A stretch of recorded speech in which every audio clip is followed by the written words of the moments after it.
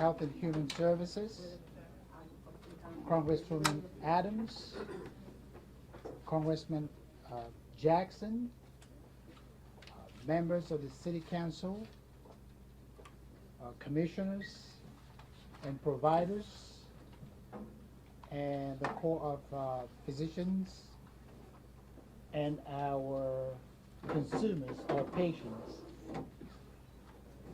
members of the press corps. We welcome you to Doc's Pharmacy.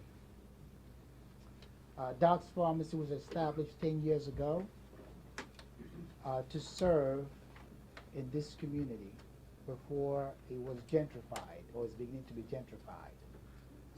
We've been here serving the people and giving back. And one of the promises I made personally, because I'm Doc's Pharmacy, I made to God was, God, if you establish this pharmacy for a day, we will give back to the community. And we've been doing that as a promise made and kept. So every Thanksgiving we'll serve the community. We feed people free of charge. We give away stuff. We give raffle draws.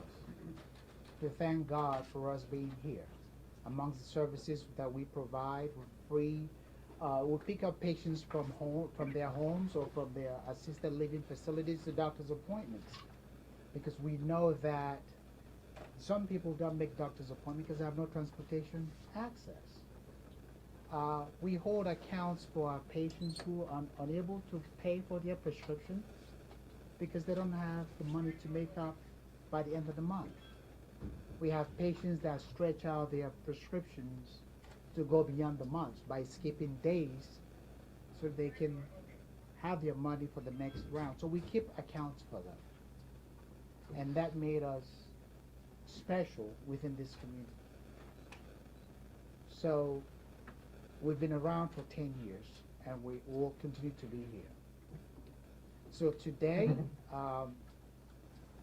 Congresswoman Adams called me on Friday and said, we want to do this at your pharmacy.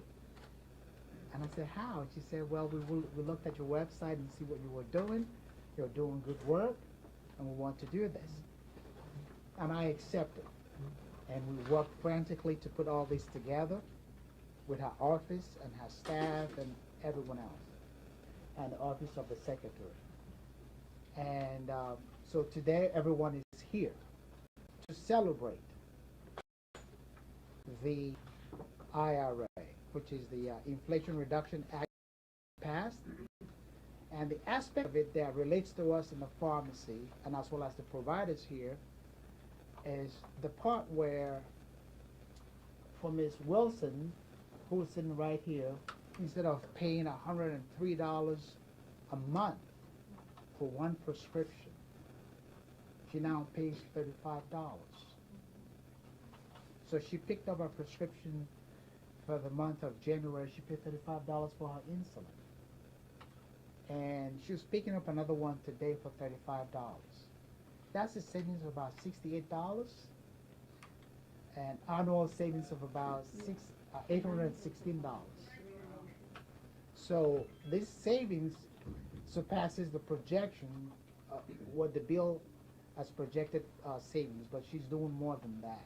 And we are so grateful to the Secretary, to President Joe Biden, to Congresswoman Adams and Jackson, and all the congressional delegates from North Carolina for making this possible. It's a promise made and kept to help our seniors, those in Medicare Part D and Medicare Part B. So we will not have issues of people stretching their medication, skipping days of doses to stretch it out to the next month. Especially, most of these folks are on fixed income. So today we're celebrating this law for all Americans, but especially for our constituents here in the West Charlotte. So I thank you, Secretary Becerra, and everyone who worked tirelessly to make this a reality. Thank you. And so we have a live testimonial from Charlene Wilson, who will testify as to how this bill has benefited her. So Charlene Wilson. Okay.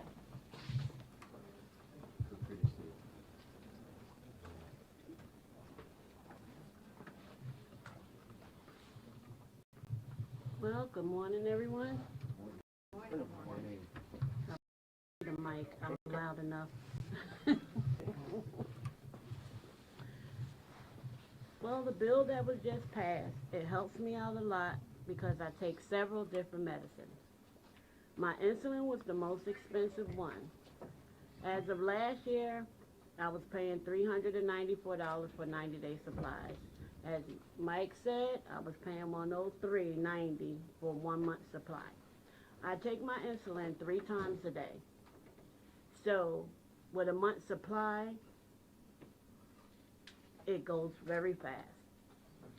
But I provided to have it good. So when it had me to provide more money to go towards my other medicine. I'm a diabetic, so I have to take my medicine every day. I take it every day the same time. Thanks for the law that just passed. I was happy when I ordered my medicine, and this month, well, last month, it was $35, and I'm like, are you sure? Don't come back to me asking for more money, because I'm budgeting. I never knew at the age of 50, when I retired early at 50, never knew 3 months later I was going to be sick. Today, I'm just blessed to be alive because I've been through so much. When I got sick, I didn't know I was sick. I had a brain tumor. After the brain tumor, kidney failure, heart failure, kidney problems, and I'm still here. I see all of my doctors from head to toe, and they don't always say they don't believe I'm here. I told them God has me here for a reason. So I take that in consideration. I'm just blessed. But come back to the medicine. I have Medicare only. Don't have Medicaid. I never was qualified for Medicaid. And at first I didn't understand why, but all of that's a whole different subject. And I finally found out why. I didn't understand the law of North Carolina too much because I'm from New Jersey. And I had to go deep looking for the information that I needed because they had me applying for Medicaid every year, coming to the building, doing it online, and they just kept saying, you're not qualified, you're not qualified. Why you send me the papers to fill it out every year? So I just moved uptown, and they came to our building, and the lady tried to apply for Medicaid for me again. The Medicaid people told me if my disability check is over $1,300, I'm not qualified for Medicaid. At that time, when I finished with all this in the hospital and everything, yeah, I didn't even know how much my check was because I was in a nursing facility for over 6.5 years. So when I got out in 2017, I seen my check.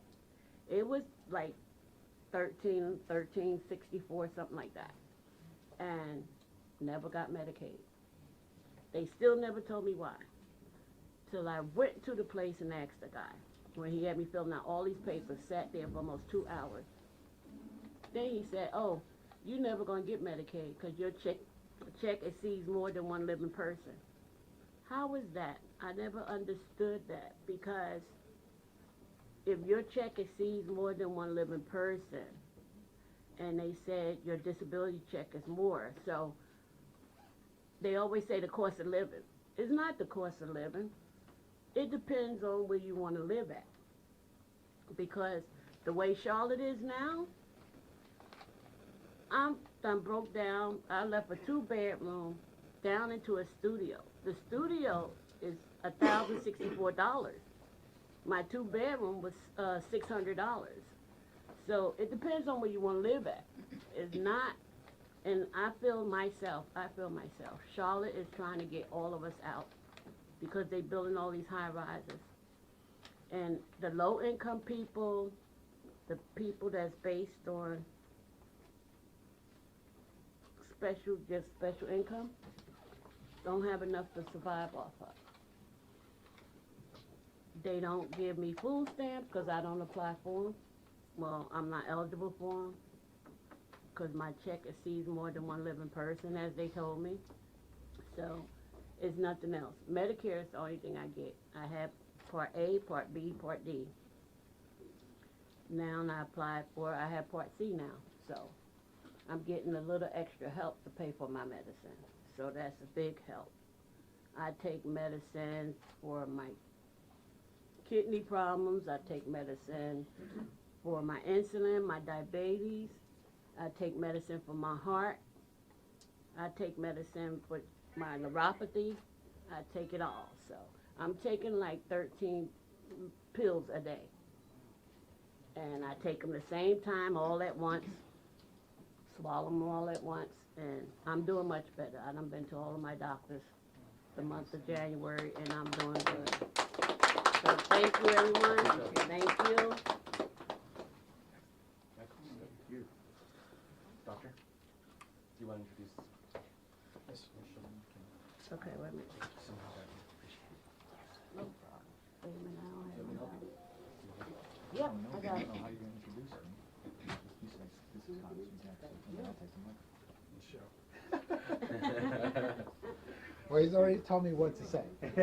So, our next speaker is Congressman Jackson from North Carolina. Congressman Jackson. Nailed it. Thank you. So good. There's no reason for a big introduction for me because this is not my district, and this is not working either. Now we are. This is Representative Adams' district, and the reason I'm here is because there are some things to be said about her and what she's been able to do that she won't say for herself. So we've got a visual display right here. This is big government trying to help, and this is the person who needs the help, and the instrument between those two is Representative Adams. And this would not have, it's one thing to pass a big bill that's got a lot of big things in it. It's another thing to have that bill structured in a way to make sure the resources actually get to those who need it. And the reason we were able to do that here is because Representative Adams has been working on health care and health equity for over 2 decades.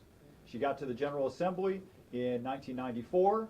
She's been in Congress since 2014, and she made these issues a centerpiece. She is a co-founder of the Black Maternal Health Caucus. She is one of the lead sponsors for the Momnibus bill, which was a package of 12 bills, all focused on helping people with health care and health equity, and she has brought millions of dollars into this community, into this district, all to help people, and it's been fantastic. She got an opportunity with the Inflation Reduction Act to get a lot of things done that she'd been working on for a long time, and now we're here to show people the fruit of that labor. And she's not going to say all these things on her behalf.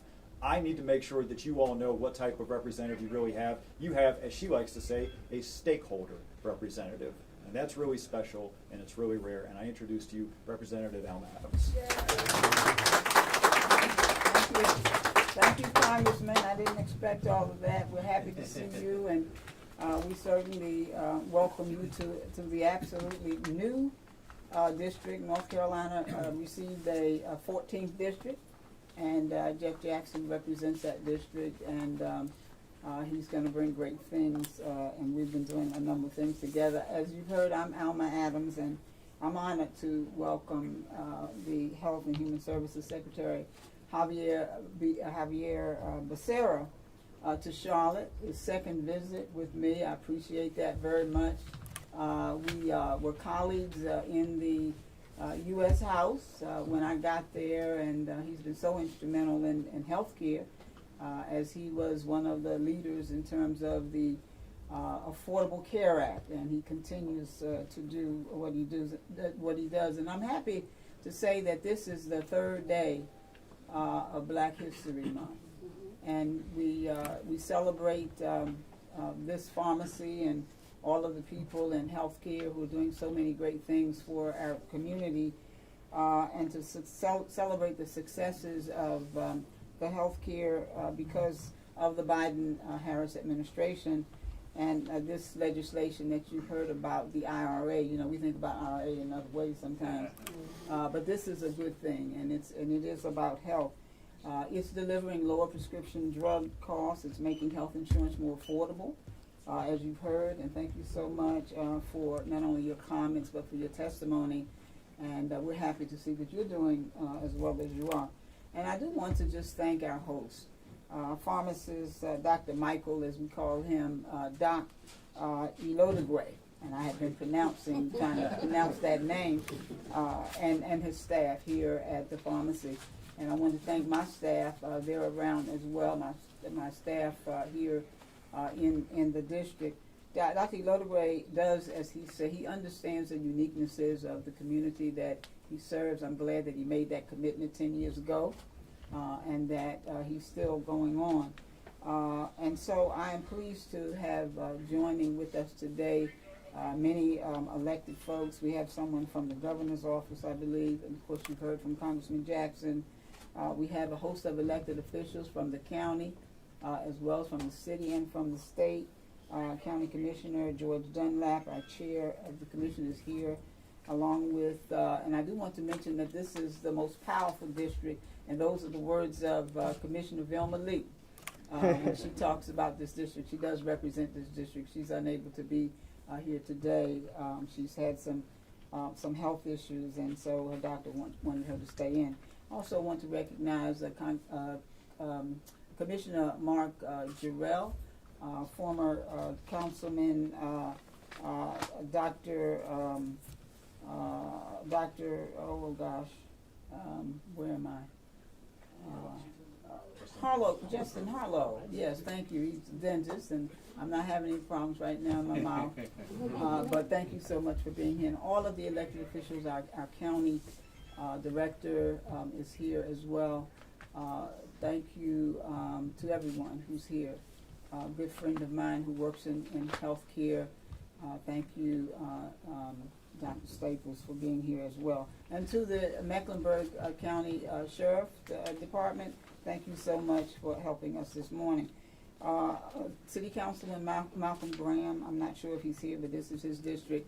And as I said before, this is Black History Month, and it's important to remember, as I said on the floor of the House yesterday, that Black history is not, it is American history, but it's not ancient history. And we've seen so many folks get engaged in not only making sure that our citizens do well, but when we think about it, 60 years ago, this week, former Charlotte Mayor Harvey Gantt became the first African American at Clemson University, and 60 years ago, of course, Martin Luther King did his I Dream speech, I Have a Dream speech. But I think about it, if you think about that, 6 decades ago, during my lifetime, during many of our lifetimes, Black Americans in the South were forced to use different water fountains, eat at separate lunch counters, go to different bathrooms and schools.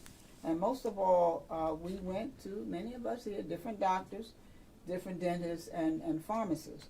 And that's why medical professionals were so important to the civil rights movement, and why I'm just happy that we can not only celebrate that, but I understand that Robert Haling was a dentist and NAACP leader who led the sit-in movement in Florida. And of course, Dr. King was the leader of the Christian Leadership Conference, and he was convinced to come to Florida. Another dentist, Reginald Hawkins, became the first African American to run for governor of North Carolina. I think we have somebody from the governor's office. We're happy to have you here as well. But so there are other reasons that medical professionals were so involved in the civil rights movement, because they saw the disparities that you heard the Secretary and many of our folks talk about. And I think about, when I think about the disparities in that, I think about Dr. Martin Luther King Jr., who said of all of the forms of inequality, injustice in healthcare is the most shocking and the most inhumane. And so, because it does often result in physical death. And so that was the case in my family. I grew up, I didn't have health insurance. My mom did domestic work. She cleaned other folks' houses so I could get a good education. She didn't complete high school, but she knew education would be the pathway of my life, and clearly it has been.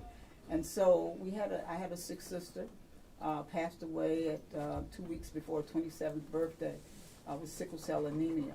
We got up in the middle of the night and we went to the emergency room for our healthcare secretary. We didn't have a doctor. We didn't have health insurance. So that's why that's one of my H's that I continue to work on, because it has personal reference for me.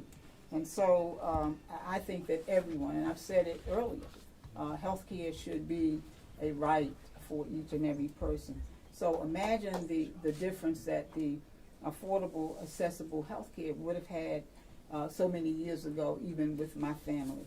My mom took insulin for her diabetes until 2015, when she passed away at age 90. She was not here when we passed the IRA, and so. But just think about it. I mean, I do believe that that's very important. That she can now afford her insulin.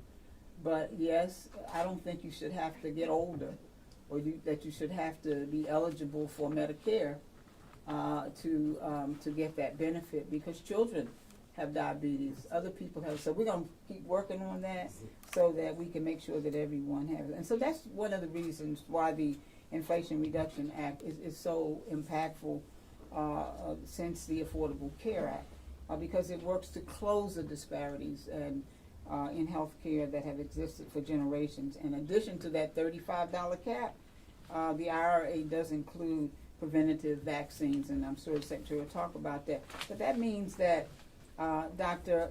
Elodegray, did I do that right? Yeah. Can deliver lower prices for our elders and for our community, and I just want to thank him for that service. And so I'm so proud to say that this has been an accomplishment of our president and the Biden administration and Secretary Becerra. They're doing just a great job to make sure that our communities are not only safe, but that our seniors and our families receive the health care that they need. And so we're going to be able to close these disparities. We're going to work on that Dr. King talked about. And so I cannot think of a more fitting way to celebrate Black History by taking action. We've got a man here who has been taking action for so very long. I thank him for his service. Service is the rent that we pay for living on this earth, and he's kept his rent fully paid up. I'm honored now to introduce our guest, who's been an action maker from service in the U.S. House, now in the Office of the Secretary at the Department of Health and Human Services. Ladies and gentlemen, please help me welcome Secretary Xavier Becerra.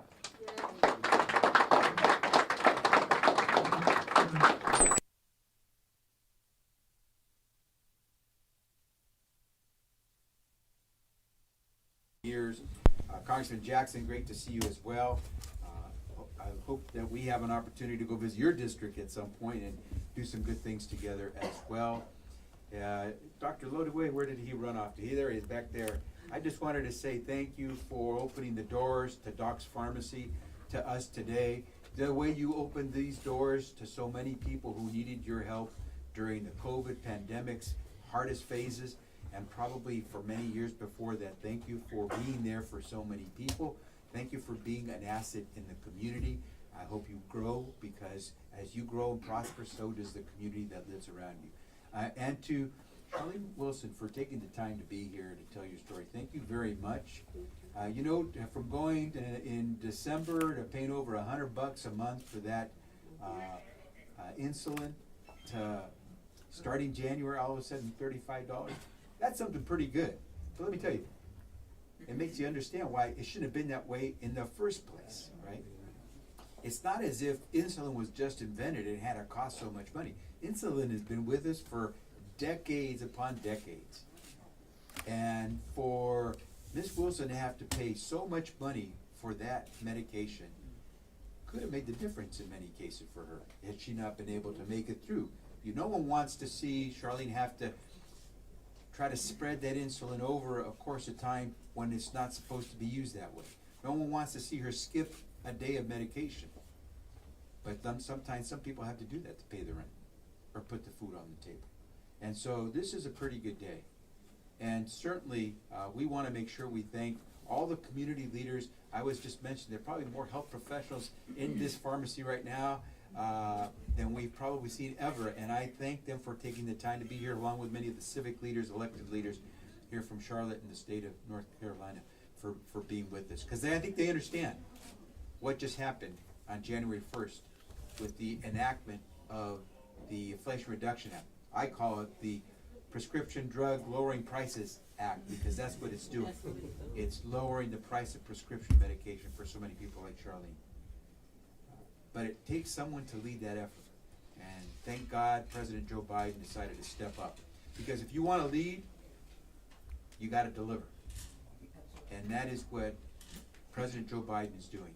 He made the commitment early on. He said, I commit to you, he said he would promise to bring to the American people, when it came to health care, lower costs for more Americans with better benefits.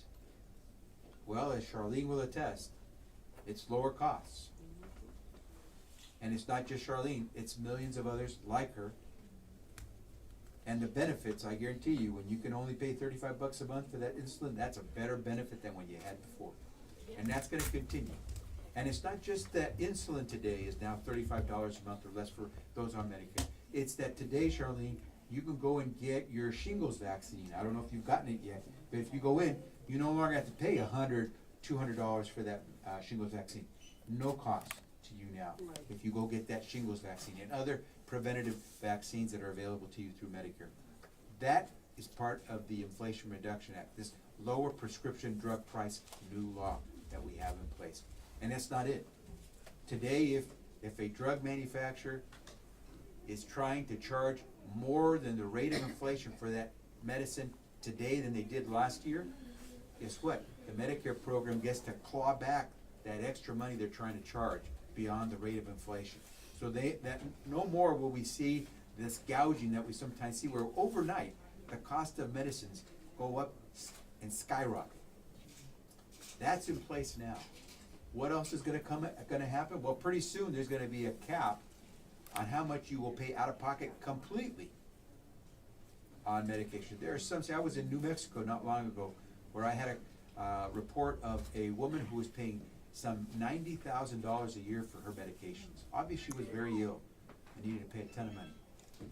In about a year and a half, 2 years, that will come down to no more than $2,000 out of pocket total. No American on Medicare will have to pay more than $2,000 out of pocket for their medicines.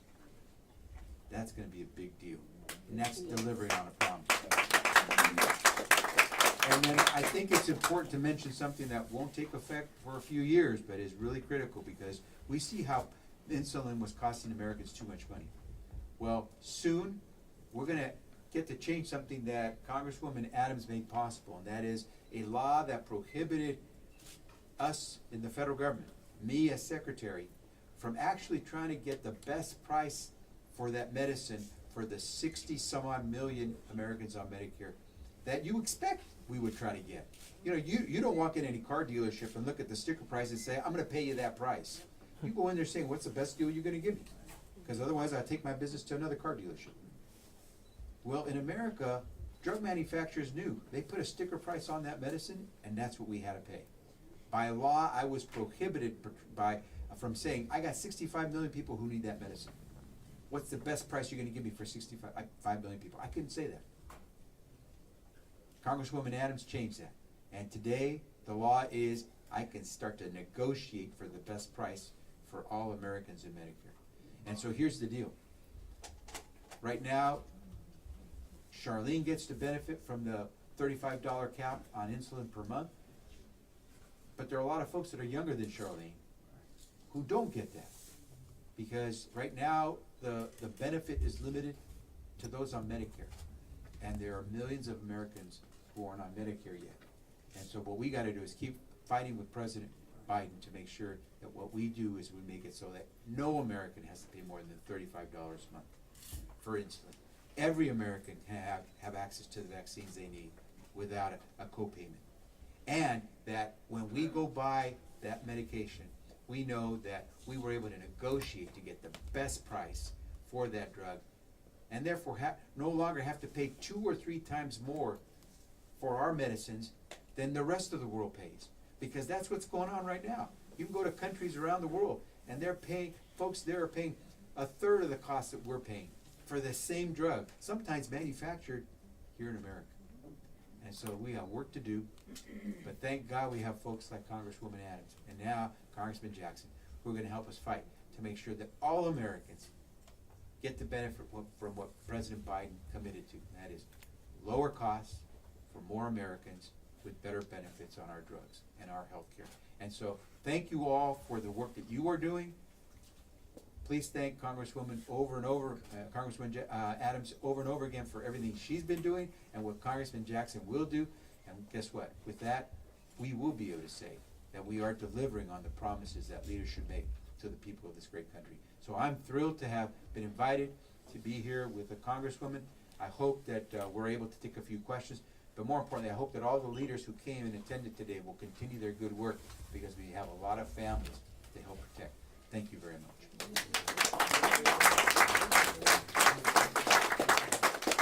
Thank you, Secretary Becerra. Good morning, folks. We will now be opening up to questions. I am Adrian, the Secretary's press advisor. Please keep your questions to the topics at hand today. For anything else, any other media inquiries, go to media@hhs.gov.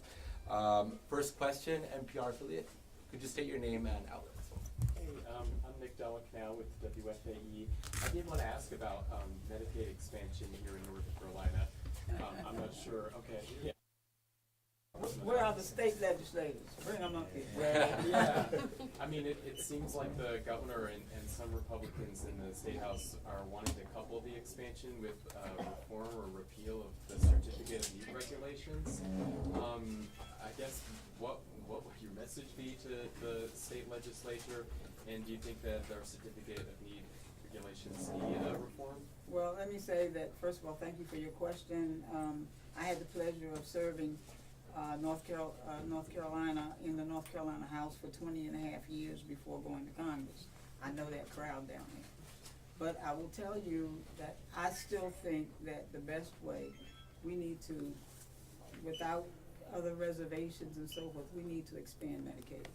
There are too many people who need to see a doctor who've never been able to do that. Now, in terms of the Certificate of Need, I need to study what they're talking about. I will tell you that flying in yesterday, my seatmate on the plane was Senator Tillis.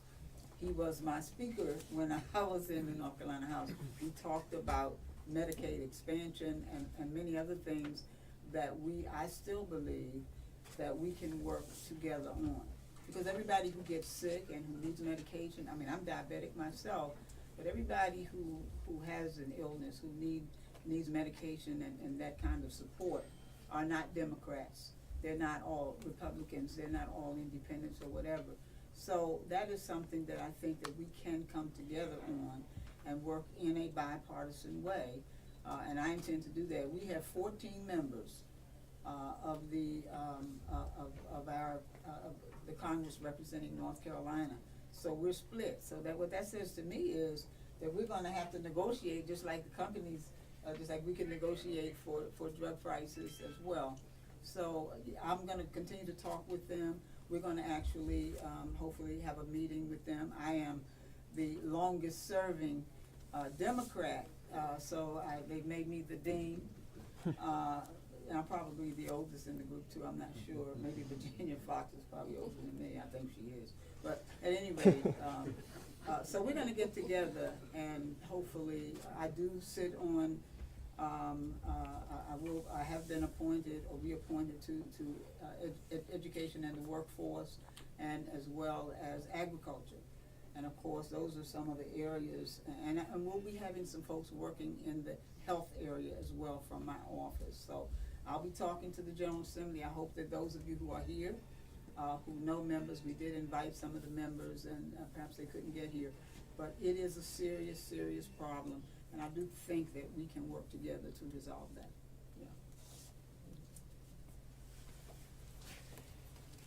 Does anyone else want a question? Any other TV outlets here? Ma'am, in the red, could you state your name and outlet? Yeah, Kia Murray with WCNC. It's actually a follow-up for Congresswoman Adams here. Yes, ma'am. Where do you think Democrats in the state legislature should be more willing to compromise to push Republicans to vote for Medicaid expansion?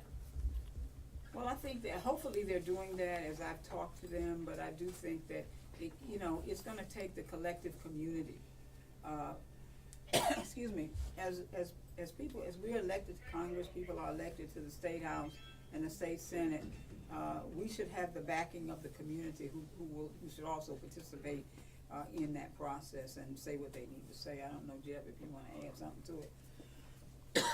Because he served in the state senate. Yeah, Democrats are not the holdup on Medicaid expansion in North Carolina. It's not a negotiation between Republicans and Democrats. It's a negotiation between Republicans in the House and Republicans in the state Senates.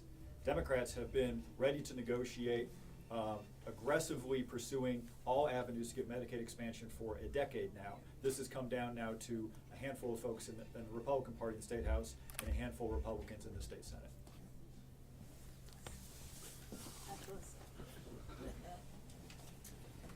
Anyone else with a question? In the back? Yes, sir, could you state your name and outlet? I'm not with an outlet, I'm with an organization, Physicians for a National Healthcare Program. If I could ask about the prescription plan. Yes, sure. Could you state your name, please? Yeah, my name is George Bonfalk. I'm a retired neurosurgeon and chair of the Charlotte chapter of PNHP.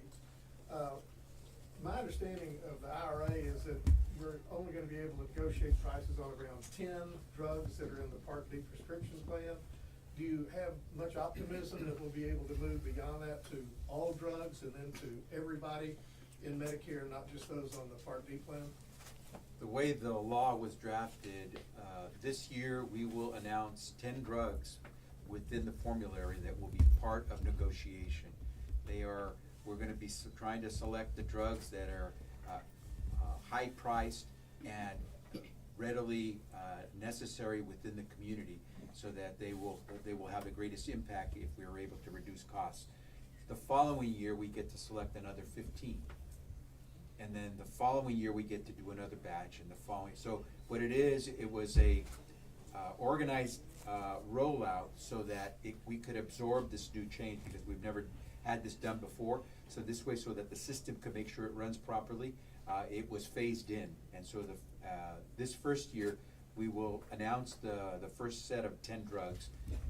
That negotiation will then take place over the course of the next year or so. And then by 2025, it will be ready. And by the beginning of 2026, just as we saw this year, the insulin cap kick in, by the beginning of 2026, the newly negotiated price for those 10 drugs will take effect.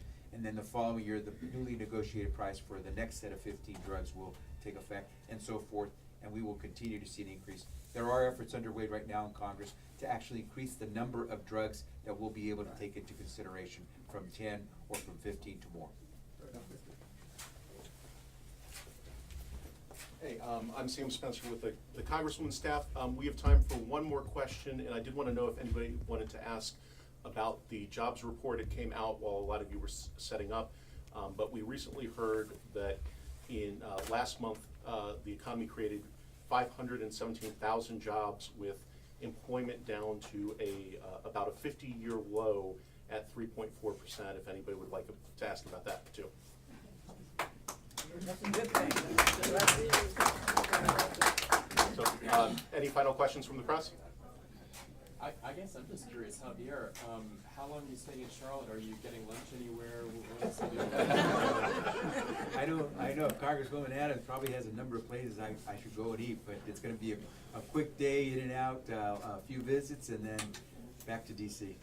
Yeah, but she'll owe me a good meal. Right, yeah, we had one the last time, and Yes, we we'll did. do that again. But I'll be around till Sunday. Go back and I guess Jeff will too. Okay, Thank you all very any much. other questions? Yes, sir. Thank you so much. This concludes our press conference. So let me, if I could, my staff is around here somewhere. My deputy chief, who's running your district, Sandra Brown. I saw Aisha Pratt, who is doing our constituent services. Gwen Pope, who works with, you met Sam, and Julian Holland, and Avery Bonafati. So if you have any issues or concerns about any agency, etc., please let us know. Our office has moved, and we'll be located on David Taylor Drive off of Mallet Creek, and we'll get information out.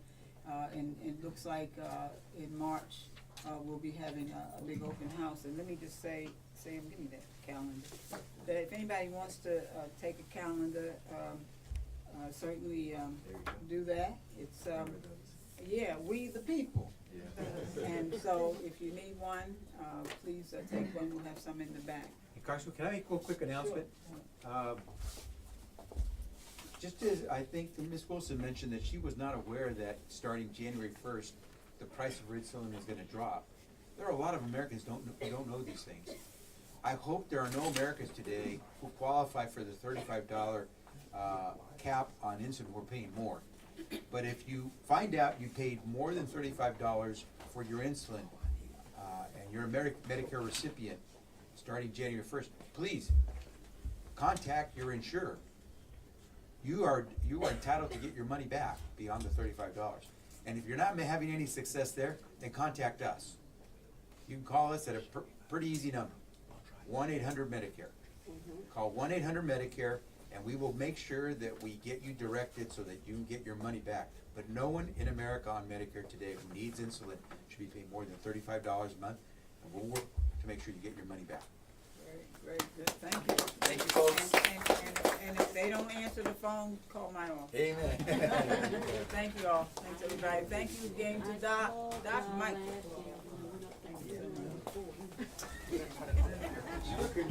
I know, but the next day,